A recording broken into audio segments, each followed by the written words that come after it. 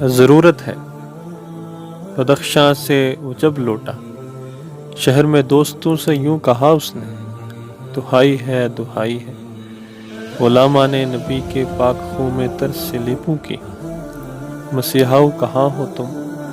محاذوں کو ضرورت ہے طبیبوں کی۔ یہ سن کر ایک دل حساس نے آگے قدم رکھا، دوا دارو مرم پٹی کے کچھ اسباب، کچھ آلے جراحت کے سجا کر اپنے بستے میں شکستہ حال رہبر سے کہا، رستہ کہاں پر ہے۔ طبیب بے خبر یوں ایک دن چھپتا چھپاتا جب محاذ شوق پر پہنچا،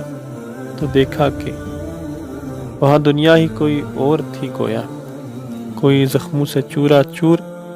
مشغول عبادت تھا، کوئی امکان کے تنکے جوڑ سب خواب پریشاں چھوڑ کر محو ریاضت تھا، کوئی بے حال پردیسی خزاں کی دھوپ میں جلسے مگر امید سے شاداب چہرے پر سجا کر مسکراہٹ کے گلاب اکرام مہماں کے لیے قہوہ بناتا تھا،